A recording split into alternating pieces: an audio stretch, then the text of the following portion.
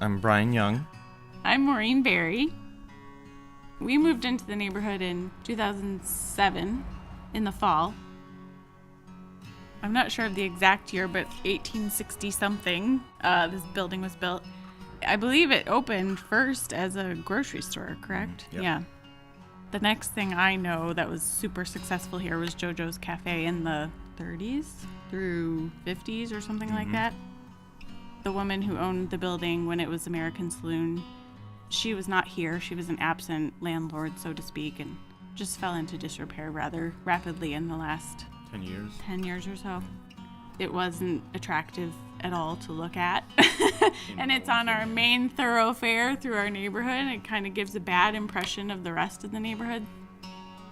It was a old building. It looked horrible, so we thought we want to take control of it. He had this vision for this place to be a neighborhood gathering spot. I guess it was maybe my idea, and then I got Joe Deirkers, who was a commercial realtor in Dayton here. So we all invested a little bit. 32 neighbors. Yeah, 32 people invested like somewhere between $1,000 and $1,500.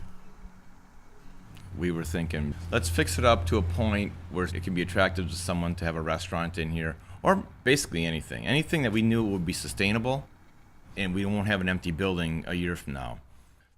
We had it on the market for over a year, and it was getting a little discouraging, I think, at that point when you're trying to raise money in one of our fundraisers just to pay the taxes, and okay, well, how long are we going to do this? You know, who's going to buy this? And everybody who wanted to buy it, we knew it was a bad idea. No one had a business plan.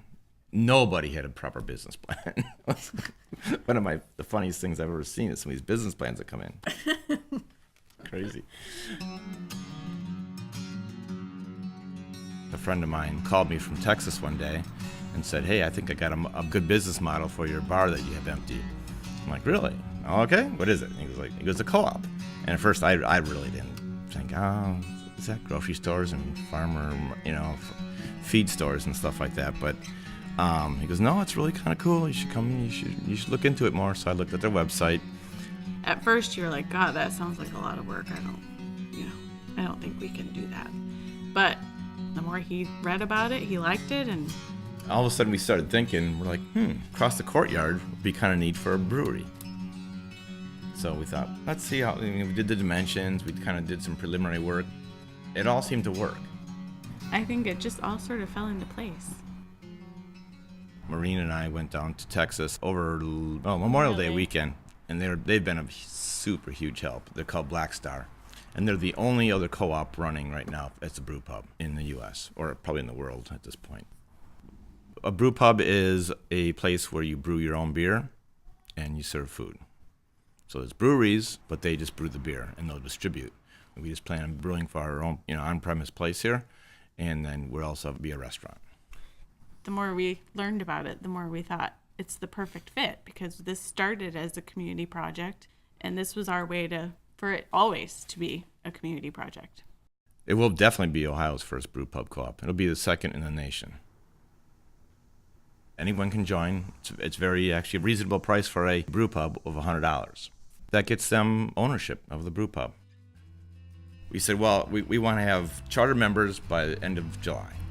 With 300 people, we know it's a good idea. It's a go. If we don't get 300 people, we're going to reevaluate it and give the money back or whatever.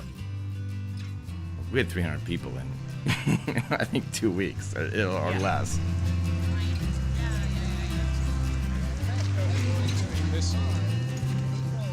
We have almost 900 right now. And it's only been 42 days? Yeah, something like that, 42 days or something. You don't see a whole lot of co-ops going under because there's so much support from so many different people in the membership. It's very democratically run. They can run for the board someday and have input on that. They can all vote for the board if they don't want to run for it.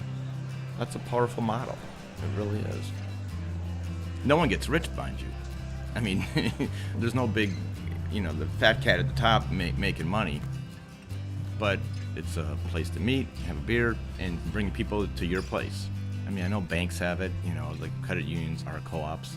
But You don't want to go hang out there. Right. It's nowhere you want to go hang out. And It's a really cool project to help an old building in a really great neighborhood.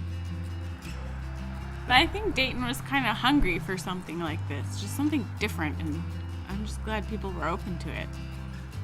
No, I don't think any big corporate savior is going to come in and save Dayton. These independent little operations are what's going to grow Dayton.